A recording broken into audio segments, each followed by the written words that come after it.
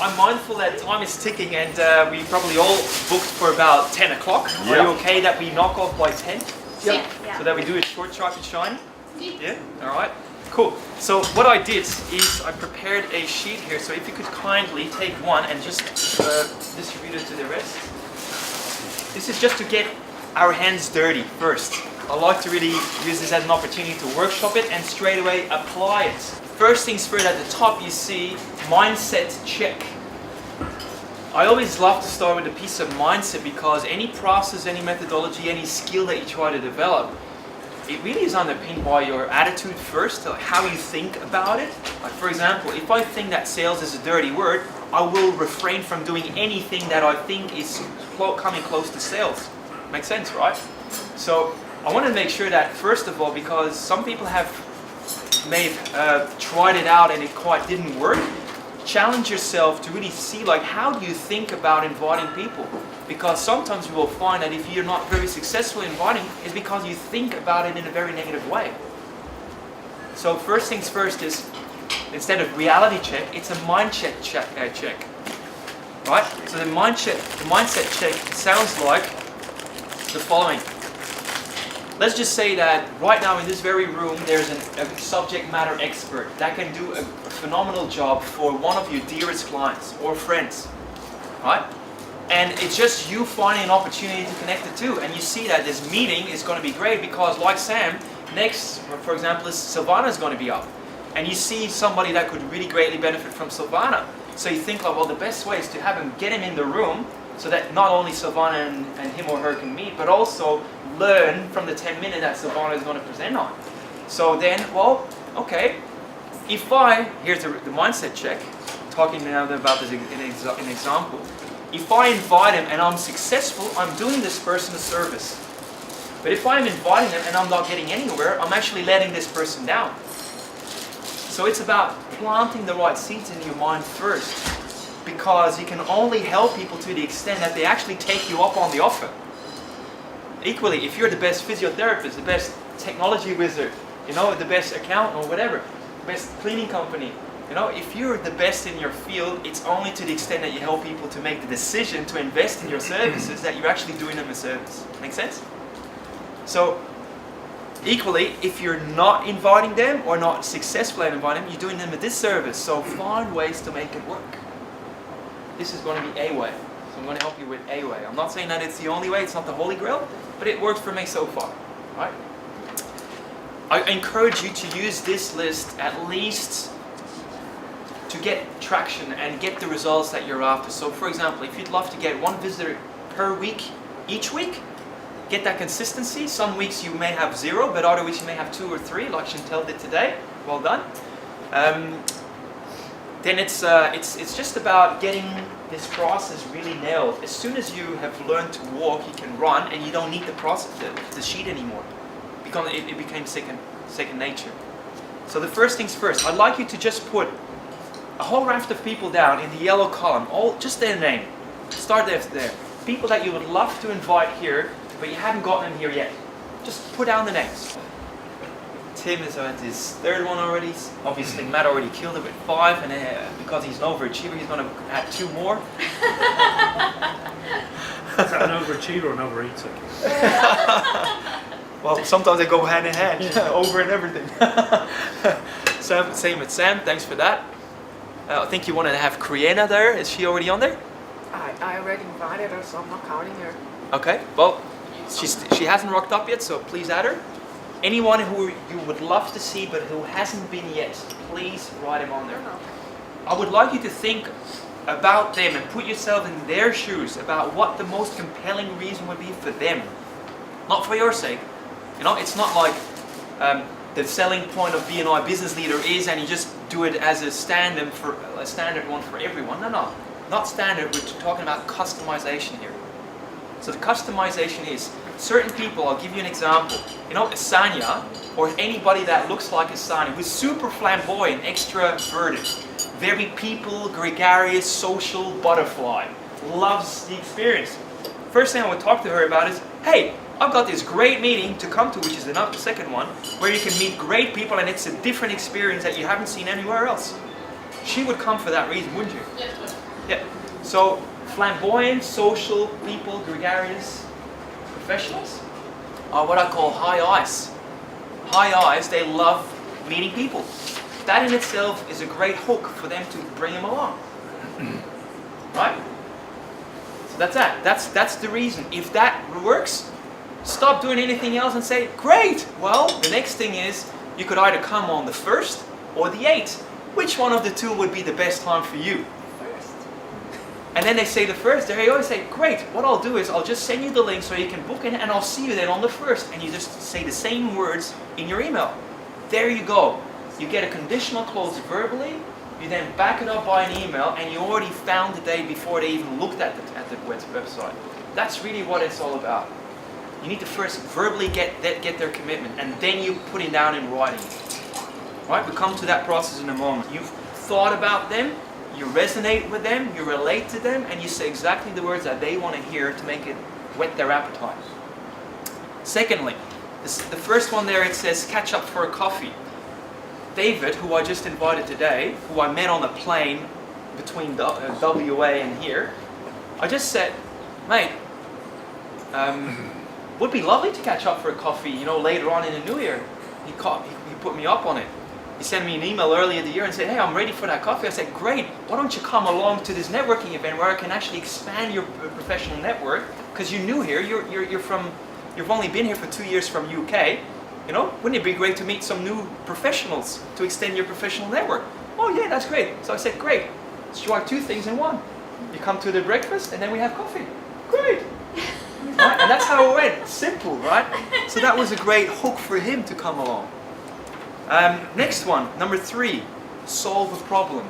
I think, who was it here? Shane did a beautiful job today in saying, hey, I've got this guy here who needs a CRM system, and Sam is doing his presentation, so let me just invite him over to solve a problem. Right? There you go, solve a problem. So he thought about it, his client, in exactly the right way to whet his appetite to come along. And he did. Next one, grow their business. If you got a Juan who says, I love BNI because it's money.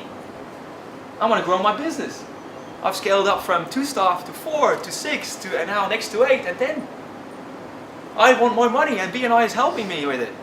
Juan, mate, I've got the great opportunity for you to grow your business and make more money. Let's come to this meeting. Juan would broke up. Then the next question you'd ask him is, great. How? Timing wise, you'd say what? 1st or the 8th. 1st or the 8th. Juan says, 1st will be great. Done. I'll send you the details and you just book in and I'll see you then. Great, thanks. Simple. I love making it a bit simplistic, but simplistic works. A fool can make things complicated. But complicated stands in the way of getting results. So if you dumb it down, it works. Right? Next one. Learn from a subject matter expert. If you got somebody, interesting, when Simon stood up and he was asked by Chantel, what stood out for you most today? What impressed you most? He said, well, it was very informative. People that have a high analytical mind, they will easily talk about information. Informative. If you then have this guy that really loves learning, intellectual people, they love learning, that could be the great hook for them to come along, because you say, hey, you wanted to learn about social media, you also love, fashion. Well, we got a great subject matter expert next week talking about, how image and branding really can help, and she's got over 20,000 followers on Instagram. Next one is be introduced to a specific person. Now this could be business related, it could be completely personal. Let's just say that I knew that Chris Edgar was coming, and I just wanted to connect him with somebody else because of some building related question that somebody has. Doesn't mean that they're looking for the service, but at least they're having a question that Chris could have answered. I could then say, mate, now is the time or never. Chris is going to be here on the 25th. Could you make yourself available Thursday 25th between 7 and 8:30? Yes? Great. I'll make sure that I personally introduce you to Chris. Put it on an email and there you go. Verbal commitment first, and only then you back it up in writing.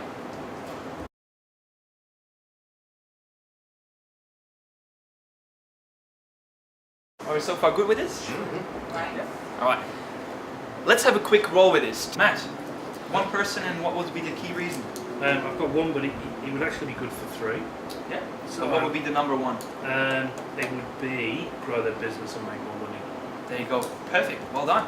Sam, you take one. Yeah, so I guess I'm specifically thinking about people that I can invite that would be interested in Silvana's presentation. So I've got two ladies who are in my office building, professional women who will probably be interested in the subject matter expert and learning from Silvana, I guess. Yeah. Great, thank you for that. Let's go over to this way. Who has, for example, meeting people, another Sanya to invite? Yeah, I do. I have a dear friend who has decided to fulfill her dreams of becoming an artist. She's doing really, really well at the moment. But she's still taking off. So I think she might be really interested in coming here and doing networks, displaying art in just like this in hotel rooms and whatnot.